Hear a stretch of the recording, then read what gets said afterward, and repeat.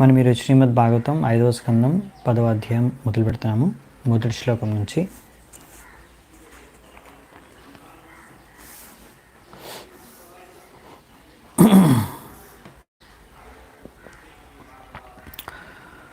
So ఈరోజు శ్లోకం మొదలుపెట్టగానే మనం మంగళాచరణ చేసుకుందామంట. ఓం అజ్ఞానతిమిరాంధస్య జ్ఞానాంజనాశలాకయ చక్షురున్మిళితం యేన తస్మై శ్రీగురవే నమః.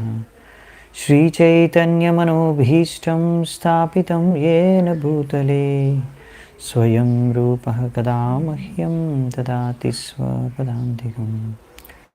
వందేహం శ్రీగురూన్ శ్రీయుతకమలం శ్రీగురూన్ వైష్ణవాంశ్చ శ్రీరూపం సాగ్రజాతం సహగణ రఘునాథాన్వితాం తం సజీవం సాద్వైతం సావధూతం పరిజనసహితం కృష్ణచైతన్యదేవం శ్రీరాధాకృష్ణపాదాన్ సహగణ లలితా శ్రీవిశాఖాన్వితాంశ్చ నమా ఓం విష్ణుపాదాయ కృష్ణప్రేష్టాయ భూతలే శ్రీమతే భక్తివేదాంత స్వామినితే నామినే.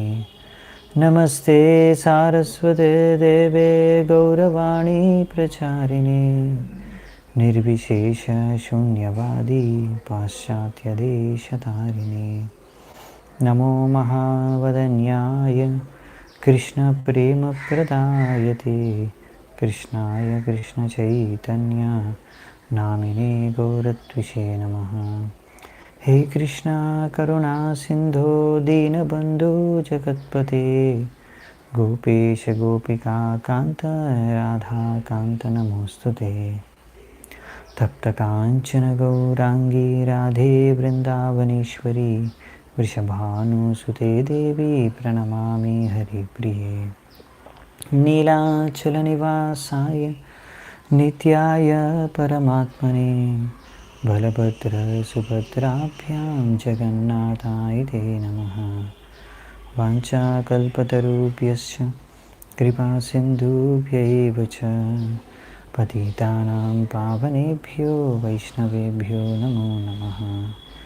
జయ శ్రీ కృష్ణ చైతన్య ప్రభు నిత్యానంద శ్రీ అద్వైత గదాధర శ్రీవాసాది గౌరభక్తవృంద. హరే కృష్ణ కృష్ణ కృష్ణ హరే హరే హరే రామ రామ రామ హరే హరే. హరే కృష్ణ. సో 5వ స్కందం 10వ అధ్యాయం మొదటి శ్లోకం నుంచి మొదలు పెడుతున్నాం. మహారాజు రఘుగుణ జడభరత్ని కలిశాడు. సో వాళ్ళ మధ్యలో జరిగిన సంవాదం ఏంటో ఈరోజు మనం చూద్దామంట. సో శుకదేవ్ గోస్వామి పరీక్షిత్ మహారాజ్కి చెప్తున్నారు. శ్రీ శుక ఉవాచ్. శుకదేవ్ గోస్వామి ఇప్పుడు ఏం చెప్తున్నారంటే, ఓ రాజా పరీక్షిత్, దాని తర్వాత ఏం జరిగింది మనం చూసుకున్నాము లాస్ట్ క్లాస్లో. జడభరతుని కాళీమాత రక్షించింది. దాని తర్వాత ఏం జరిగిందంటే, రాజా రఘుగణ ఈ రఘుగణ రాజా ఈ సింధు సౌవీర ప్రదేశాలకైన రాజు. ఆయన కపిలాశ్రమం వైపు వెళ్తున్నారు, ప్రయాణిస్తున్నారు పల్లకీలో. సో కొంతమంది పల్లకిని మోస్తూ ఆయన భటులు సైనికులు తీసుకెళ్తున్నారు. సో ఇక్షుమతి అనే ఒక నది దగ్గరికి చేరుకున్నారు. అక్కడ వాళ్ళకి ఇంకొక పల్లకి మోయడానికి ఇంకొక వ్యక్తి అవసరం పడ్డారు. అప్పుడు వెంటనే వాళ్ళు వెతకడం స్టార్ట్ చేశారనమాట. అప్పుడు వెతకడం స్టార్ట్ చేస్తే అక్కడ దగ్గరలో వాళ్ళకి కనిపించింది ఎవరంటే జడభరతుడు. ఆయన చూశారనమాట. ఆ జడభరతుడు చాలా యవనంగా ఉన్నాడు, ఇంకా చాలా బలశాలి, మంచి బలం ఉంది. సో తప్పకుండా ఈయన మంచిగా సూట్ అవుతాడు.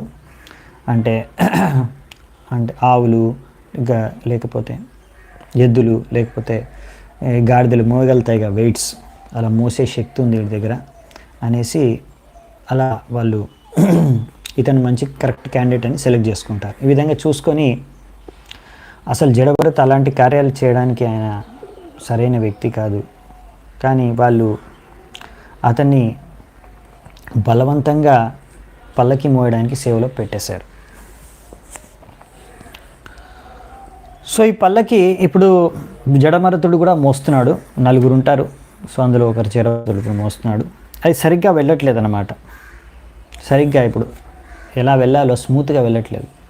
ఎందుకంటే జడభరతుడి కారణంగా ఆయన అహింస పాటిస్తున్నాడు. హింసించకూడదు ఏ జీవిని అనే ఉద్దేశంతో ఆయన నడుస్తున్నాడు. సో అందుకే ఆయన చూస్తున్నాడు అనమాట. చూస్తున్నప్పుడు ప్రతి 3 అడుగులకి ఒకసారి చూస్తున్నాడు అతను. అక్కడ ఏమైనా చీమలు కానీ ఉన్నాయా అని. చీమలు ఉంటే వాళ్ళు ఆగడం, లేకపోతే కొంచెం స్లో అయిపోవడం, లేకపోతే సైడ్ నుంచి వెళ్ళడం, ఇలాంటివి చేయడం వలన ఏం జరుగుతుందంటే సరిగ్గా పల్లకి స్మూత్గా వెళ్ళట్లేదు, జర్కింగ్స్ వస్తున్నాయి. సో షేక్ అవుతుంది పల్లకి, మాటికి ఆగిపోతుంది, ఆగినట్టు అవుతుంది. సో సరిగ్గా పల్లకి వెళ్ళట్లేదు. సో రహుగాన్ రాజా పల్లకిని మోసే వాళ్ళని అడిగాడు అనమాట, ఏంది పల్లకి సరిగ్గా పోవట్లేదు, సరిగ్గా తీసుకెళ్ళండి పల్లకిని అని.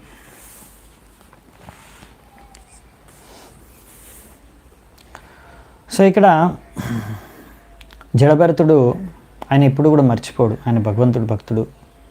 సో ఆయన ఏ కార్యం చేస్తున్నా కానీ ఆయన ఈ విషయాన్ని గుర్తుంచుకున్నాడు. ప్రతి ఒక్కరి హృదయంలో భగవంతుడు పరమాత్మ రూపంలో ఉంటాడు. సో అందుకనే జీవాత్మలన్నీ వాళ్ళ కర్మానుసారంగా వివిధ రకాల శరీరాలని పొందాయి. సో ఇక్కడ ఇవి కొన్ని చీమ శరీరంలో ఉన్నాయి కొన్ని ఆత్మలు. సో వాటి పట్ల ఆయనకు దయ కలిగింది. ఎందుకు అనవసరంగా వాటిని చంపడం, కాలు కింద పడి చచ్చిపోతాయి ఈజీగా. సో అందుకనే ఏ ఒక్క జీవికి కూడా హాని కలిగించకూడదు, నొప్పి కలిగించకూడదు అనేసి ఉద్దేశంతో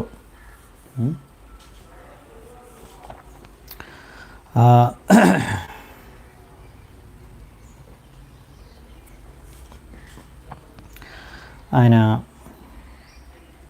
నడుస్తున్నాడు అన్నమాట. సో ఇది భక్తుడి యొక్క లక్షణం, మహాభాగవత్ భక్తుడి యొక్క లక్షణం అన్నమాట. సో ఆయన ప్రతి ఒక్క జీవాత్మ పట్ల ఆయనకి దయా కరుణ ఉంటుంది. సుహృద సర్వదేహినాం అని చెప్పారు కపిలదేవ్ కూడా ముందొకసారి. సో ఈ విధంగా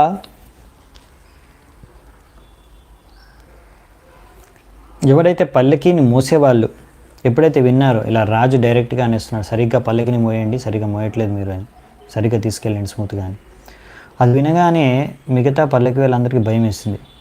వాళ్ళు బాగానే వెళ్తున్నారు, ఈ జడభరతుడి కారణంగా ఇలా అవుతుంది. సో అందుకనే చెప్పాలనేసి ఎలాగైనా సరే, ఇప్పుడు ఆయన రాజు కాబట్టి ఆయన అలా ఆదేశం ఇచ్చాడు.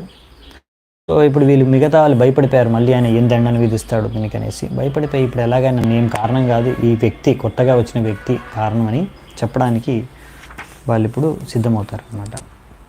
సో చెప్తున్నారు వాళ్ళు, ఓ రాజా ప్రభు దయచేసి వినండి, మేము ఎక్కడ కూడా నిర్లక్ష్యం చేయట్లేదు, మీ ఎలా పల్లకి మోయాలో అలాగే పల్లకిని మోస్తున్నాం, మీ నిజాయితీగా మీరు విశ్వాసపూరితంగా మీకు సేవ చేస్తున్నాం, పల్లకి మోసే సేవ మీ ఇచ్ఛానుసారంగా. కానీ ఇప్పుడు కొత్తగా వచ్చాడు ఈ వ్యక్తి, అతను సరిగ్గా పల్లకిని మోయట్లేదు, అందుకనే మేమందరం కూడా సరిగ్గా మోయలేకపోతున్నాము ఈ పల్లకిని. ఆయన కారణంగా ఆయన సరిగ్గా నడవట్లేదు, సరిగ్గా నడవకపోవడం కారణంగా. సో ఇది డిఫరెన్స్ అనమాట. ఇప్పుడు వేరే వాళ్ళు పల్లకి మోస్తున్నారే, వాళ్ళు వైష్ణవులు కాదు, సో అవైష్ణవులు. సో అవైష్ణవులై కారణంగా వాళ్ళకి ఇటువంటి వేరే జీవుల పట్ల దయా భావన లేదు, అవునా. సో ఇక్కడ ఈయన వైష్ణవుడు కాబట్టి ఈయనకి వేరే జీవుల పట్ల కూడా దయ ఉంది, మనుషులే కాదు పశువులు, చీమల పట్ల కూడా. ఇది డిఫరెన్స్ అన్నమాట, ఒక వైష్ణవుడి యొక్క అనుకంప, దయ అటువంటిది అనేది. అందుకనే బయట వాళ్ళు ఎవరైతే అవైష్ణవులో చాలామంది ఎవరైతే మాంసాహారులు వాళ్ళకి ఏమీ బాధ కలగదన్నమాట. అలా ఎంతమంది ఎన్ని జీవుల్ని, పశువుల్ని, ఆవుల్ని కూడా కోసుకొని తింటున్నారు ఇవాళ హిందువులు. సో ఇలా వేరే ప్రాణుల్ని, పశువుల్ని, మేకల్ని, కోళ్ళని, చేపల్ని, లేకపోతే ఆవుల్ని, ఇలా వాళ్ళు పందుల్ని కూడా తింటూ ఉంటారు. కొంతమంది చంపి హత్య చేసి తింటారనమాట, కూనీ చేసి తింటారనమాట. వాళ్ళ నాలుకే రుచి కోసం ఎన్ని జీవాత్మైనా చంపేయచ్చు. సో వాళ్ళకి దయ అనేది, అనుకంప అనేది హృదయంలో ఉండదు. వాళ్ళన్నింటినీ తినే వస్తువుగానే చూస్తారు. ఇది బాగా రుచికరంగా ఉంటుందని చూస్తారనమాట. సో ఈ విధంగా వారి హృదయం అనేది అలా దయ ఉండదు వాళ్ళ హృదయంలో. సో ఇక్కడ అందుకే మనం చూడొచ్చు, ఈ డిఫరెన్స్ని చూడొచ్చు. వాళ్ళు వేరే వాళ్ళకి అర్థం కావట్లేదు, ఇతను ఏంది ఇలా నడుస్తున్నాడు, వాళ్ళు ఏం పట్టించుకోవట్లేదు, వాళ్ళు అన్నిటి తొక్కేసుకుంటూ వెళ్ళిపోతున్నారు. సో ఇది డిఫరెన్స్ అనమాట ఒక వైష్ణవుడికి అవైష్ణవుడికి బిహేవియర్లో. సో కింగ్ రహుగణ ఎప్పుడైతే విన్నాడో ఇలా పల్లకి మోసే వాళ్ళు ఇలా చెప్పడం విని ఆయనకు అర్థమైపోయింది. వీళ్ళు భయపడిపోయారు నేను చెప్పిన వాక్యాలకి. వాళ్ళు అందుకే వెంటనే వాళ్ళు రిప్లై ఇచ్చారు. సో ఇప్పుడు ఆయనకు అర్థమైంది ఏంటంటే, ఈ ఒక్క వ్యక్తి కారణంగా ఈ పల్లకి అనేది సరిగ్గా ముందుకు వెళ్ళట్లేదు, అందుకనే ఇలాంటి షేక్ అవుతుంది పల్లకి, మాటికి డిస్టర్బ్ అవుతుంది, స్మూత్గా వెళ్ళట్లేదని. సో ఇప్పుడు ఇది విని, ఈ ఒక్క వ్యక్తి కారణంగా ఇలా అవుతుందని విని ఇప్పుడు రహుగణకి ఇంకా కోపం వస్తుంది. ఆయన ఈ రాజకీయాల్లో ఎంతో నిపుణుడు, ఎంతో ఎక్స్పీరియన్స్ ఉన్న వ్యక్తి.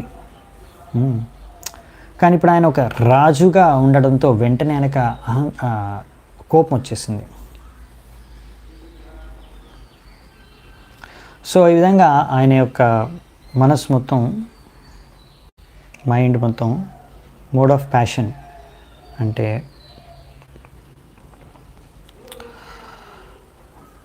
రజోగుణంతో నిండిపోయింది. సో కామేశ క్రోధేశ రజోగుణ సముద్భవ. సో ఈ క్రోధము, కామం ఇవన్నీ రజోగుణం నుంచి ఉత్పన్నమవుతాయి. సో ఈ విధంగా ఇప్పుడు జడభరతుడితో ఇలా అంటున్నాడు అనమాట. ఇప్పుడు జడభరతుడు ఏంటంటే అసలు ఆయన చాలా గొప్ప వ్యక్తి, కానీ ఎలాగైతే ఇక్కడ ఒక ఉదాహరణ ఇస్తున్నారు, మంట పైన అన్నీ అది బూడిద వచ్చేసింది. ఒక్కొక్కసారి మంట అంటే బొగ్గు లోపల కానీ కట్టె లోపల కానీ మంట ఉంటుంది, కానీ పైనంతా బూడిద కవర్ చేసేసరికి అది కనిపించదు, తురు కానీ వెలుగు కానీ ఫైర్ కనిపించదు. అలా ఇక్కడ జడభరతుడి కూడా ఆయన యొక్క కాంతి, అసలు ఆయన యొక్క తేజస్సు ఇక్కడ కనిపించట్లేదు అన్నమాట. సో ఆయన తేజస్సు ఇప్పుడు కనిపించకుండా పోయింది. సో ఆయన ఎంతో గొప్ప వ్యక్తి, కానీ ఆ విషయాన్ని ఇప్పుడు రఘున అర్థం చేసుకోలేకపోతున్నాడు. సో ఇక్కడ ఏంటంటే ఈ రజోగుణం ప్రభావం కారణంగా తొందరగా ఆయన కోపం వచ్చేసింది. ఎవరికి? రాజుకి. సో ఇంత తొందరగా కోపం వచ్చేసింది. మరియు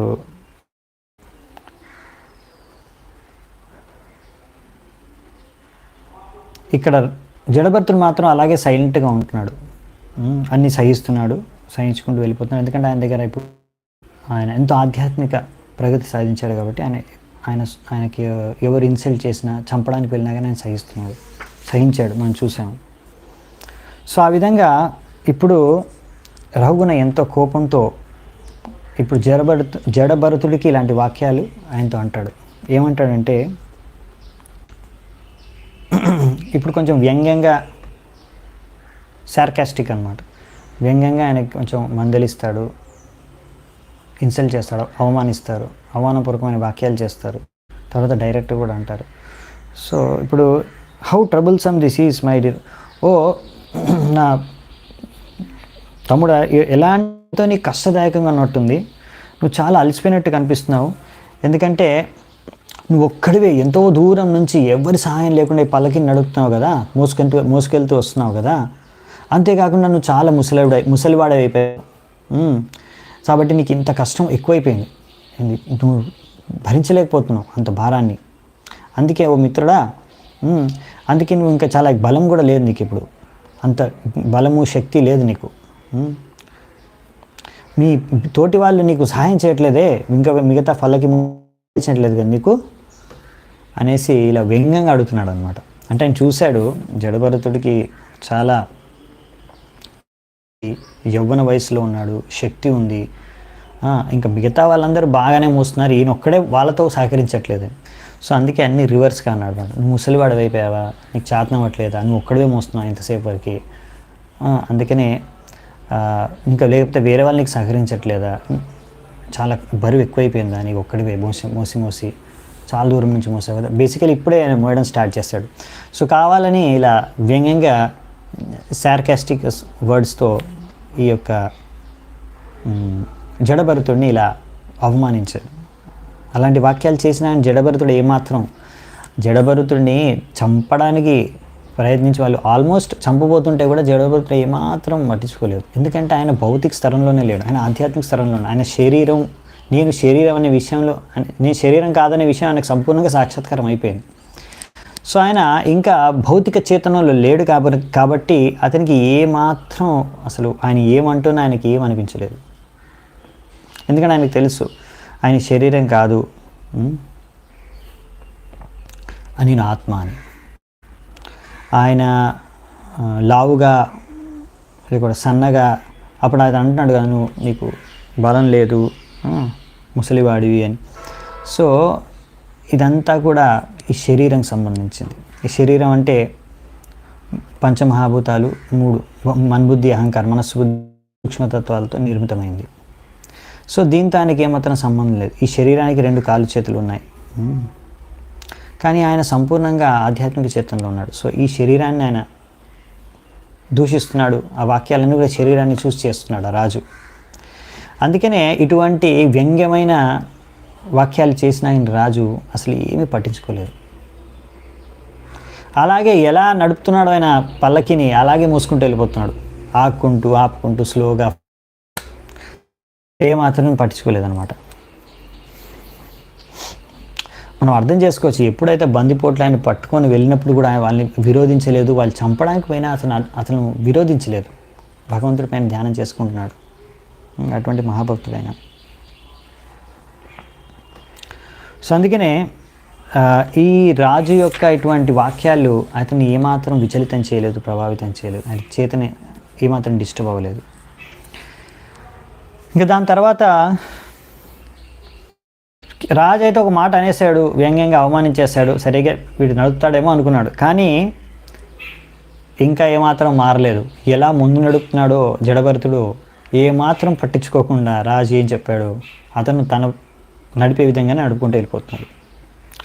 సో రాజు చూసి గమనించి, అరే నేను ఇంత చెప్పినా కానీ వీడికి ఏమీ అసలు ఎక్కట్లేదు బుర్రకి అనేసి ఇంకా ఇప్పుడు కోపంతో, you rascal what are you doing, ఇప్పుడు ఆయన తిట్టడం మొదలుపెట్టేశాడు అన్నమాట. ఓ మూర్ఖుడా, అసలు ఏం చేస్తున్నావు నువ్వు బతికే ఉన్నా చచ్చిపోయావా, శరీరం ఉన్నా కూడా చచ్చినట్టుగా వివరిస్తున్నావే, నీకు తెలీదా నేను ఎవరో, నేను నీ మాస్టర్ని, నీ ప్రభువుని, నా ఆదేశాన్నే ధిక్కరిస్తావా, పట్టించుకోవా, నువ్వు ఇలా నిర్లక్ష్యం చేసినందుకు నా ఆదేశాన్ని నేను కావాలనుకుంటే ఇప్పుడే యమరాజు శిక్షించినట్టు దండించినట్టు నేను దండించగలను. ఎలాగైతే యమరాజు పాపాత్ముల్ని దండిస్తాడో అలాగే నిన్ను దండించగలను. ఇలా సరైన దండన నీకు విగిస్తే అప్పుడు సరిగ్గా నువ్వు దారిలోకి వస్తావు, నీకు అర్థమవుతుంది అసలు. సో ఈ విధంగా డైరెక్ట్గా తిట్టడం స్టార్ట్ చేస్తారనమాట. ఇప్పుడు రావుగన్ అంటే నేను రాజు, నేనే ప్రభువు, వీళ్ళందరూ నా సేవకులు అనే భావనలో కొంచెం భౌతిక చేతంతో ప్రభావితమై, ఈ యొక్క రజోగుణంలో ప్రభావితమై, రజోగుణం మరియు తమోగుణంలో ఆయన ఇలా మాట్లాడుతున్నాడు. ఈ విధంగా ఈ విధంగా అనుచితమైన వాక్యాలు జడభరతు లాంటి గొప్ప భక్తుడికి అలా అవమానించే విధంగా ఆయన వాక్యాలు చేశాడు. ఇప్పుడు జడభరతుడు గొప్ప భక్తుడు భగవంతుడికి. ఇప్పుడు ఈ రాజు కూడా చాలా తెలివి ఉంది, ఆయన కూడా శాస్త్రాలు చదివాడు, ఆయన కూడా చాలా పండితుడు, అంటే జ్ఞానం ఉంది. ఆయన అనుకున్నాడు నేను చాలా పండితుడిని.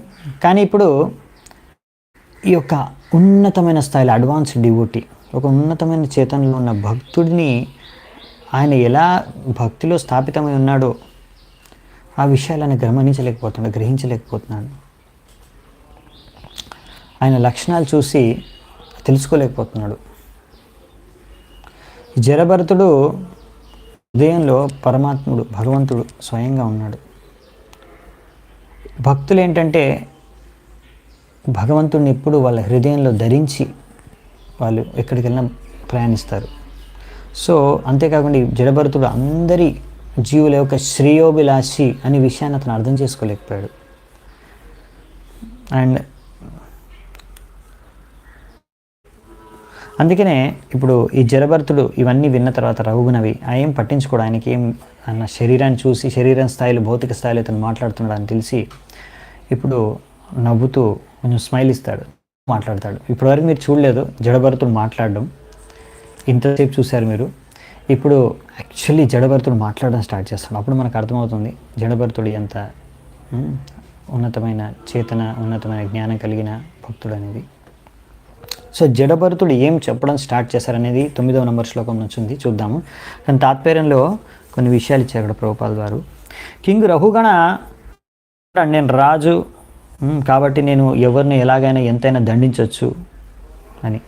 కానీ జడభరతుడు ఏంటంటే ఆయన ఆధ్యాత్మిక చేతనలో ఉన్నాడు. సో అందుకే ఆయన రాజు అంతగా ఆయన పైన కోపగించుకున్నా కానీ ఆయన మాత్రం నవ్వుతూ ఇప్పుడు సరైన శిక్షణలను రఘుగుణకి అందజేస్తాడు. సో ఈ విషయం మనం ముందు కూడా చర్చించుకున్నాము. వైష్ణవులు సుహృదాం సర్వదేహినాం, అందరికీ మంచి కోరేవాళ్ళు. అలా అప్పుడప్పుడు వైష్ణవులు కూడా కోపగించుకోవచ్చు ఒక అభక్తుల పట్ల, కానీ అది వారి మంచి కోసమే. దానికి ఒక ఉదాహరణ ఇస్తారు. ఎప్పుడైతే నారదముని ఆయన కోపగించుకున్నారు కుబేరుడి యొక్క పుత్రులు నలగ్రీవ మణిగ్రీవ పట్ల కోపగించుకోవడం, వాళ్ళు అపరాధం చేసినప్పుడు, అసభ్యంగా వ్యవహరించినప్పుడు వారికి శాపం ఇచ్చారు. కానీ ఆ శాపం ద్వారా వాళ్ళకి మేలే జరిగింది. భగవంతుడు శ్రీకృష్ణుడి దర్శనం జరిగింది, తర్వాత భగవంతుడి ద్వారా డైరెక్ట్ వాళ్ళకి భక్తి లభించింది. సో ఈ విధంగా భక్తుడు భగవంతుడి లాగే, భగవంతుడు ఏం చేసినా అందరి మంచి కోసమే చేస్తారు. భక్తులు అభక్తులు మంగళం కోసమే చేస్తారు. అలాగే భగవంతుడి శుద్ధ భక్తులు ఎవరైతే ఆధ్యాత్మిక స్థాయిలో ఉంటారో, జడభరతుడు వంటి వాళ్ళు కూడా ఎవరైతే చిన్మయ స్థలంలో ఉంటారో వాళ్ళు కూడా ఎప్పుడు కూడా ఒకవేళ ఒకరి పట్ల వాళ్ళు సంతృప్తి చెంది వాళ్ళకి ఆశీర్వాదం ఇచ్చినా, లేకపోతే ఎవరిపైన వారికి కోపం వచ్చి వాళ్ళు అలా శాపం ఇచ్చినా, ఒక వాక్యాలు ఏమన్నా చెప్పిన వాళ్ళని కోపగించుకున్నా కానీ అది వారి మంచి కోసం. రెండిట్లో ఏం తేడా లేదు. సో రెండు కూడా వారికి మంచి చేస్తాయి. ఎలాగైతే భగవంతుడు ఎప్పుడు మంచి చేస్తాడో, భగవంతుడు శుద్ధ భక్తులు కూడా అందరికీ మేలే కోరుకుంటారు, మంచిగా కోరుకుంటారు.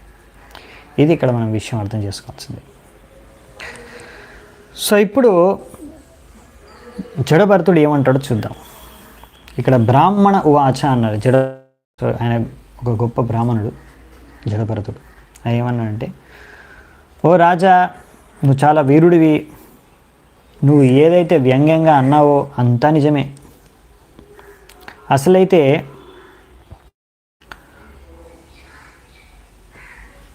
నువ్వేవైతే ఇలా నన్ను దండించడానికి వాక్యాలు చేసావో ఈ వాక్యాలే కాదు, actually these are not simply words of chastisement. ఇవి ఓన్లీ దండించే వాక్యాలు కావు. ఎందుకంటే ఇవన్నీ కూడా మీరు అనేది నా శరీరానికి, ఈ శరీరం ఓన్లీ కెరియర్, ఇది మోసేదంతే. కానీ ఈ ఒక్క the load carried by the body does not belong to me. So నేను ఆత్మని కాబట్టి నేను శరీరాన్ని కాదు, ఈ శరీరం మోస్తుంది కాబట్టి శరీరం మోసేది నాకు సంబంధం లేదు అని చెప్తున్నాను. సో నువ్వు చేసిన వాక్యాల్లో ఏమాత్రం తప్పు లేదు. నువ్వు వ్యంగ్యంగా ఒకసారి చెప్పావు, డైరెక్ట్గా ఒకసారి చెప్పావు, అంటే ఆపోజిట్ వాక్యాలు చేసావు నాకు, అందులో ఏమీ ప్రాబ్లం లేదు. ఎందుకంటే నేను దేహానికి అతీతం, నేను ఈ దేహంలో ఉన్నా, నేను దేహం కాదు. నేను ఈ పల్లకిని మోయట్లేదు, నా శరీరం మోస్తుంది. నువ్వు ఎలా అయితే అన్నావో, నువ్వు చాలా నిజంగానే నేను ఈ పల్లకిని మోయట్లేదు, ఎందుకంటే ఈ శరీరం మోస్తుంది.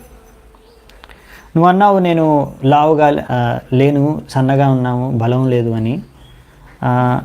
ఇవన్నీ ఎలా మాట్లాడుతున్నావు అంటే, నువ్వు శరీరానికి ఆత్మకి తేడా తెలియని వాళ్ళు ఇలా మాట్లాడతారు. నువ్వు లావుగా ఉన్నావు, సన్నగా ఉన్నావు, బలం ఉందని, బలం తక్కువ ఉంది, ఎక్కువ ఉంది. ఎందుకంటే ఈ శరీరము లావుగా ఉండొచ్చు, సన్నగా ఉండొచ్చు, కానీ ఆత్మ లావుగా సన్నగా ఉండదు. సో ఆత్మతత్వం తెలిసిన వ్యక్తి ఇలా మాట్లాడు. సో అందుకనే నేను ఆత్మను కనుక నేను లేను, సన్నగా లేను. అందుకనే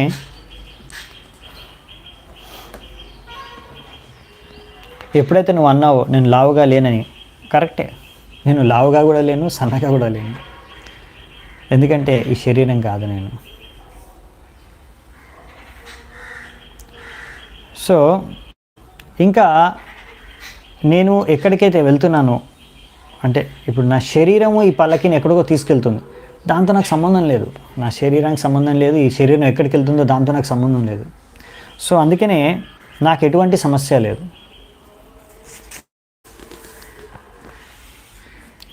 సో ఇప్పుడు ఇక్కడ ఆయన మొత్తం ఆత్మతత్వంతో ఆ స్థలంలో మాట్లాడుతున్నాడు రఘుగణ్తో, జడభరతుడు. సో ఇలా ఎవరైతే ఆధ్యాత్మిక చేతనలో చాలా ఉన్నతమై ఉంటారో వాళ్ళు ఎప్పుడు కూడా ఈ భౌతిక శరీరం యొక్క సుఖాలు దుఃఖాల ద్వారా వాళ్ళు విచలితం అవ్వరు.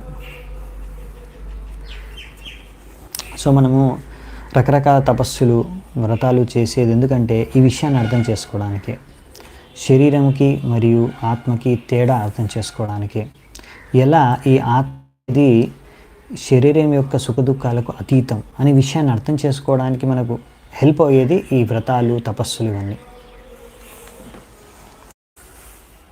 సో నెక్స్ట్ ఇక్కడ చెప్తున్నారన్నమాట. ఇప్పుడు జడభరతుడు బోధిస్తున్నాడు రఘుగణకి ఒక విధంగా లావుగా ఉండడం, బక్కగా ఉండడం, ఈ శారీరక మానసిక ఒత్తిడి, ఆకలి, దాహం, భయం, అంగీకరించకపోవడం, భౌతిక కోరికలు, భౌతిక ఆనందం పొందడానికి కోరికలు, ముసలితనం, నిద్ర, రకరకాల భౌతిక వస్తువుల పట్ల ఆసక్తి, క్రోధము, దుఃఖము, దుఃఖించడము, మోహితమైపోవడము, ఈ విధంగా శరీరాన్నే నేను అనుకోవడం, ఇవన్నీ కూడా identify body with the self for all transfer, ఇవన్నీ కూడా ఈ ఆత్మను కప్పిపుంచే ఇవన్నీ విషయాలు, వస్తువులు. సో ఈ విధంగా ఎవరైతే భౌతిక చేతనలో నిమగ్నమైపోయి ఉన్నారో వారు ఇటువంటి విషయాలు, వస్తువులు వాళ్ళు ప్రభావితం అవుతారు. కానీ నేను ఈ భౌతిక చేతనతో లేను, ఈ శరీరానికి బందీ అయి లేను. అందుకనే నేను బక్కగా లేను, లావుగా లేను. మీరు ఏవైతే అన్నీ చెప్పారో అవి నాకు వర్తించవు. ఇంతకుముందు కూడా ఒకసారి కోట్ చేశారు ప్రభుపాల్ ద్వారా, నరోత్తమ్ దాస్ ఠాకూర్ మన ఆచార్యులు చెప్పింది, దేహ స్మృతి నాహయార సంసార బంధన కాహతార. ఎవరైతే ఇలా ఆధ్యాత్మిక స్థలంలో ఉంటారో వాళ్ళకి శరీరంతో ఏం సంబంధమే లేదు, ఇంకా ఏం జరుగుతుంది దాని యొక్క క్రియా ప్రతిక్రియల ద్వారా. సో ముఖ్యంగా మన ఇస్కో కృష్ణ భావనామృతం సంఘం ఉంది కదా, అంతర్జాతీయ కృష్ణ భావనామృతం సంఘం. సో దీని యొక్క ముఖ్య ఉద్దేశం ఏంటంటే అందరికీ కూడా వారి చేతన, ఇప్పుడు అందరూ భౌతిక చేతనలో ఉన్నారు, వాళ్ళని భౌతిక చేతన నుంచి ఆధ్యాత్మిక చేతనం వరకు వారి చేతను పైకి తీసుకురావడమే ముఖ్యమైన ఉద్దేశం అన్నమాట. నష్టప్రాయేషు భద్రేషు నిత్యం భాగవత సేవయ. సో ఇది ఎలా సాధ్యమవుతుందంటే నిత్యం భాగవత సేవ. ఈ భాగవతాన్నే మనం చదవడం మరియు ప్రచారం చేయడం ద్వారా ఈ యొక్క భౌతిక స్థలం నుంచి ప్రజలు ఆధ్యాత్మిక స్థలంలోకి వాళ్ళ చేతన చేరుకోగలదు ఈ భాగవతం ప్రచారం ద్వారా.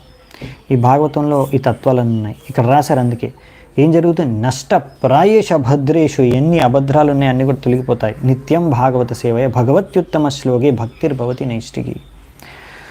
సో ఈ విధంగా భౌతిక చేతన నుంచి, భౌతిక బద్ధావస్థ నుంచి మనకి ముక్తి లభించి మనం భక్తి మార్గంలో స్థాపితమైపోతాం. ఇంకా మనం ఎంతో ఆనందాన్ని, అసలైన శాంతిని అనుభవించగలం.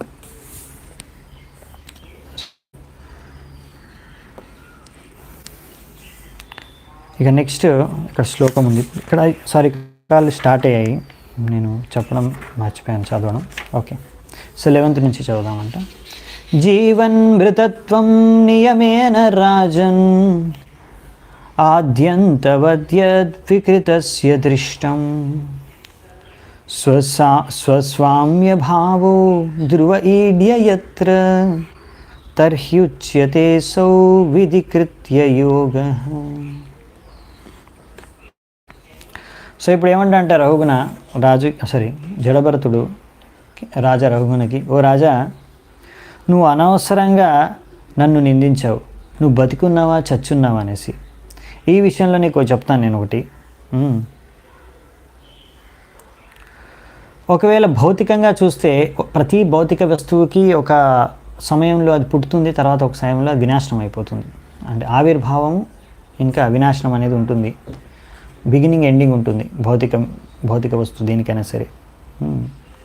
సో నువ్వు ఆలోచిస్తున్నావు, నేను రాజా, నేను నీ ప్రభువుని, అందుకే నేను నీకు ఆర్డర్ ఇస్తున్నాను. కానీ ఇది తప్పు, నువ్వు ఇలా ఆలోచించడమే తప్పు. ఎందుకంటే ఈ పొజిషను, నేను రాజుని మీ ప్రభువుని అనుకుంటున్నావు కదా, ఈ పొజిషన్ టెంపరరీ, ఇది శాశ్వతమైన స్థాయి కాదు నీది. ఈరోజు నేను నీ సేవకుడిని, రేపు మన పొజిషన్ తారుమారు అయిపోవచ్చు. నేను రాజు అవ్వచ్చు, నువ్వు నా సేవకుడు అయిపోవచ్చు. అందుకనే ఇవన్నీ మనం అర్థం చేసుకోవాలి. దైవం మనకు ఈరోజు మనని ఈ స్థితిలో ఉంచింది.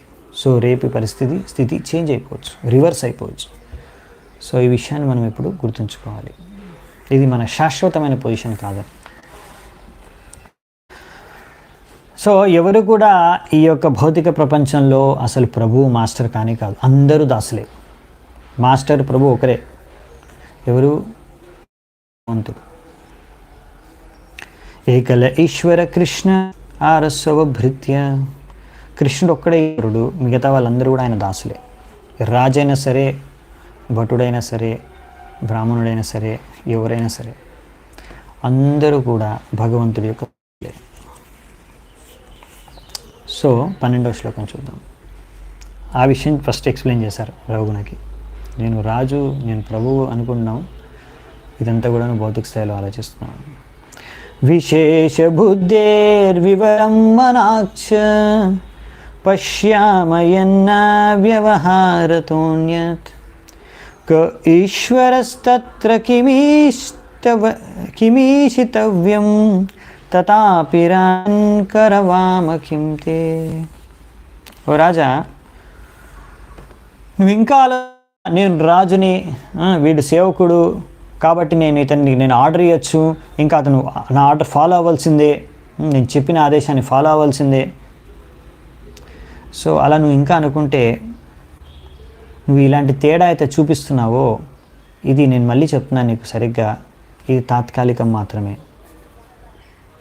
ఇది నువ్వు అంటున్నావు అంతే, అనడానికి నేను రాజు, ఇది పేరుకే నువ్వు రాజు అంతే, ఇది శాశ్వతమైన పొజిషన్ కాదు, ఇది తాత్కాలికమైన పొజిషను.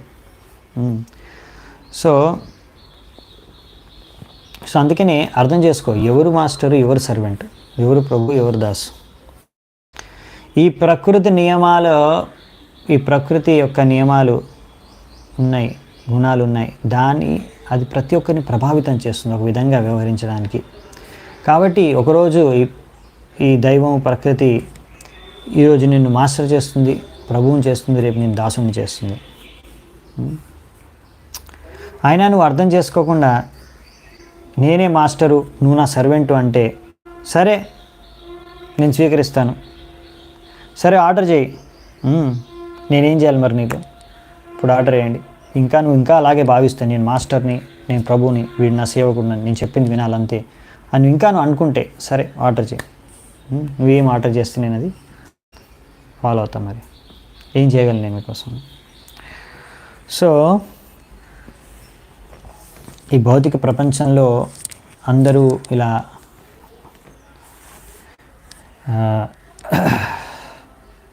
అజ్ఞానం అనే సముద్రంలో, అలల్లో కొట్టుకొని పోతున్నారు. मायारवशे याच बेशे कच्छ हबुदुबुबाय कृष्णदास ఏ విశ్వాస్ కర్లేత ఆర్ దుఃఖనాయ్. సో భక్తివినోద్ ఠాకూర్ ఏమంటారంటే, ఇలా స్త్రీలు అందరూ కూడా ఈ యొక్క భౌతిక ప్రపంచం అంటే ఈ భౌతిక ప్రకృతిలోనే ఈ యొక్క అజ్ఞాన సముద్రంలో కొట్టుకుంటున్నారు, అలల్లో కొట్టుకుపోతున్నారు. కొన్నిసార్లు వీళ్ళు కలుస్తారు, కొన్నిసార్లు కొట్టుకుంటారు, వెళ్ళిపోతారు. ఎలాగైతే ఒక గడ్డి నీళ్ళలో వస్తుంది, విడిపోతుంది, అలా ఇఫ్ దే కమ్, వాళ్ళు ఎప్పుడైతే అర్థం చేసుకుంటారో, ఇప్పుడు రాజు నేను సేవకుడిని, ఇది కాదు మన పొజిషన్ ఏంటంటే కృష్ణదాస్ ఏ విశ్వాస్ కర్లే ఆర్ దుఃఖునాయ్. ఒక్కసారి నువ్వు విషయాన్ని అర్థం చేసుకున్నావు అనుకో, నేను కృష్ణుడి దాసుని, ఇది మన పొజిషన్. నేను రాజుని, ప్రైమ్ మినిస్టర్ని, ఇది కాదు పొజిషన్ ఏంటంటే నేను కృష్ణుడి యొక్క దాసుని అనే విషయాన్ని మనం అర్థం చేసుకుంటే అన్ని దుఃఖాల నుంచి మనం ముక్తులమైపోతాం. అదే ఇక్కడ రాశారనమాట. సో అందుకని మనము ఈ మనిషి యొక్క జన్మ ఎత్తాం కనుక, మనిషి రూపంలో మనిషి యొక్క శరీరం దక్కింది కనుక ఈ ఒక్క శరీరంలో మనకి అవకాశం ఉందన్నమాట ఈ విషయాన్ని అర్థం, ఈ జన్మ మృత్యు ఈ చక్రానికి ఒక అంతం చేసేసి భగవద్ధామానికి తిరిగి వెళ్ళిపోవడం, భగవంతుడి దాసులుగా మారి. సో ప్రస్తుతం మన ప్రభువు ఎవరున్నారంటే మనకి మాయ అంటే ప్రకృతి, దైవీహేషమయి మమ మాయా దురత్యయ. ఈ మాయను అధిగమించడం అంత సులువుగా చాలా కష్టం. కానీ ఎవరైతే భగవంతుడికి దాసులు అయిపోతారో వాళ్ళు ఎంతో సునాయాసంగా ఈ మాయను దాటి వెళ్ళిపోగలరు. సో అందుకే భగవంతుడి దాసులుగా మనం అయిపోతే అప్పుడు మనము ఈ యొక్క భౌతిక శరీరం, భౌతిక బంధం నుంచి మనం ముక్తి పొందవచ్చు. సో నెక్స్ట్ శ్లోకంలో ఏం చెప్తారో చూద్దామంట. ఈ యొక్క శ్లోకం చూసి ఈరోజు ముగిద్దాము, ఎందుకంటే ఈ అధ్యాయం ఒకటి ఉంది. ఈ అధ్యాయంలో ఇప్పుడు మనము ఈరోజు రేపు కంప్లీట్ చేద్దాం అనుకున్నాం. సో అందుకే ఈరోజు 13 శ్లోకం చూసుకుని మిగతా రేపు చూసుకున్నామంట. ఇంకా చాలా ఇంపార్టెంట్ శ్లోకాలు ఉన్నాయి. సో ఇప్పుడు తక్కువ టైంలో అన్నీ కవర్ చేయడం కన్నా ఇక్కడ వరకు ఒక సెక్షన్ అయిపోతుంది, అందుకని మిగతా సెక్షన్ రేపు చూద్దామంట. సో ఈరోజు క్లాస్ శ్లోకము. సో ఈరోజు కొంచెం షార్ట్గానే ఉంటుంది క్లాసు. ఉన్మత్తమత్త జడవత్స్వ సంస్థాం గతస్య మే వీర చికిత్సితేన అకియాన్ భవతా శిక్షితేన స్తబ్ధ ప్రమత్తస్య చ పిష్టపేషః. సో ఇక్కడ ఏమంటారంటే, ఓ రాజా నువ్వు రాస్కల్ అన్నావు కదా, నన్ను మూర్ఖుడివి, బుద్ధి లేనివాడివి అని అన్నావు కదా. ఒకవేళ ఇలా నిన్ను దండిస్తే కానీ నువ్వు నీ సరిగ్గా మళ్ళీ you will not come to your senses. అంటే ఇప్పుడు నువ్వు ఈ సరైన చేతనలో లేవు, సరిగ్గా దండిస్తే సరైన దారిలోకి వస్తావు, సరిగ్గా అర్థం చేసుకుంటాం, అసలు నువ్వు సరైన పరిస్థితికి వస్తావు అని అన్నావు కదా. ఈ విషయంలో నేను నీకు ఒకటి చెప్పదలుచుకున్నాను. నేను ఇలా డల్, మందంగా, చెవిటివాడిలాగా, ఏమి మాట్లాడలేని మూగవాడిలాగా అలా జీవిస్తున్నా కానీ నేను సంపూర్ణంగా ఆత్మసాక్షాత్కారం పొందిన వ్యక్తిని. సో నువ్వు నన్ను దండించి నీకు ఏం లాభం వస్తుంది? ఒకవేళ నువ్వు అన్నదే కరెక్టు, నేను పిచ్చివాడిని అనుకోండి, సరే ఒకవేళ నేను పిచ్చివాడిని అనుకోండి, మరి పిచ్చివాడిని దండిస్తే ఏమైనా లాభం వస్తుందా? చచ్చిపోయిన గుర్రాన్ని కొట్టినంత మాత్రాన దానికి ఏమైనా ప్రయోజనం ఉంటుందా? ఏం ప్రయోజనం ఉండదు. సో అనుకున్నదే కరెక్ట్ అయ్యి నేను పిచ్చివాడిని, అసలు నాకు బుద్ధి లేదు, తెలియలేదైతే, మూర్ఖుడిని అయితే మరి నన్ను దండించి కూడా లాభం లేదు. కానీ నేను మూర్ఖుడిని కాదు, నేను ఆత్మసాక్షాత్కారం పొందిన వ్యక్తిని, కాబట్టి మీరు నన్ను దండించి మీకు ఏం ప్రయోజనం ఉండదు. సో అదనమాట. ఎందుకంటే పిచ్చివాడిని దండిస్తే కూడా ఏమీ లాభం ఉండదు, వాడు ఎలాగో పిచ్చి కుదరదు ఒకసారి కొట్టడం వల్ల. సో అదనమాట. సో మెయిన్ చీజ్ ఏంటంటే ఇక్కడ ఈ యొక్క భౌతిక ప్రపంచంలో ప్రతి ఒక్కరు కూడా ఈ భౌతిక ఈ యొక్క పిచ్చివాళ్ళలాగా వ్యవహరిస్తున్నారు. ఇది ఒక రకమైన పిచ్చి. ఫర్ ఎగ్జాంపుల్ ఇక్కడ ప్రభుపాదుల వరకు ఉదాహరణ ఇస్తారు. ఒక దొంగ ఉన్నాడు, అతనికి తెలుసు దొంగతనం చేయడం మంచిది కాదు అని. ఒకవేళ దొంగతనం చేస్తూ పట్టుబడితే రాజు ద్వారా కానీ, గవర్నమెంట్ ద్వారా కానీ, భగవంతుడి ద్వారా కానీ నాకు దండన లభిస్తుంది అతను చూశాడు ఎంతోమంది పోలీసులు అలాంటి దొంగలు పట్టుకొని జైల్లో వేశారు, నెలకు దండారు. అన్నీ చూసినా కానీ ఆయన మాత్రం వదులుకోడు దొంగతనం చేయడం. నేను దొంగతనం చేసి దొంగిలించి నాకు ఆనందం లభిస్తుంది, నేను ఆనందంగా ఉండొచ్చు, దొంగతనం చేసుకొని ఇలా బతికేయచ్చు. దీన్ని పిచ్చితనం అంటారు. అంటే ఒకవేళ ఇలా దండన విధించిన తర్వాత కూడా ఒకవేళ ఆ వ్యక్తి ఆ యొక్క హ్యాబిట్ అంటే ఎటువంటి అలవాటుని వదులుకోలేకపోతే మరి అటువంటి దండన యూజ్లెస్, పనికిరాదు. సో అది ఇక్కడ అర్థం అన్నమాట. సో ఎనీవే ఇక్కడ చెప్పింది ఏంటంటే దడభరతుడు, నేను ఆత్మసాక్షాత్కారం పొందిన వ్యక్తిని, అందుకే నీకు అర్థం కావట్లేదు, నన్ను ఏం చేసినా నాకు శరీరం స్థాయిలో లేను కాబట్టి ఇవన్నీ నాకు ఏమీ చలితం చేయలేవు. ఇంకొకటి ఏంటంటే ఒకవేళ నువ్వు నేను పిచ్చోడిని అనుకుంటే నువ్వు కొట్టడం వల్ల పిచ్చే వదిలిపోదు, ఎందుకంటే దానివల్ల కూడా లాభం లేదు. సో ఈ విధంగా జడభరతుడు ఆయన ఈ యొక్క రఘుగుణకి ఇలా జవాబిచ్చాడు అనమాట. మరి దీని తర్వాత ఏం జరిగింది, మళ్ళీ రఘుగణ ఏమంటాడు, దాని తర్వాత దానికి రిప్లై మళ్ళీ జడభరతుడు ఏమిస్తాడు. ఇప్పుడు ఇది సంవాదం అనేది కొనసాగుతుంది ఈ అధ్యాయంలో, ఇంకా వచ్చే అధ్యాయాల్లో కూడా. సో ఇది చాలా పెద్దది. సో మనము రేపు మిగతా చూద్దామంట ఈ అధ్యాయంలో ఉన్నది. సో ఈరోజు ఇక్కడ ముగిస్తున్నాను. చాలా చాలా ధన్యవాదాలు మీ అందరికీ ఎంతో ఓపిక వినందుకు. శ్రీల ప్రభుపాదకి జై. గ్రంథరాజ్ శ్రీమద్ భాగవతం की वेद वृंद की जय. निताय गौर सीतनाथ प्रेमानंदी हरि हरि बोल.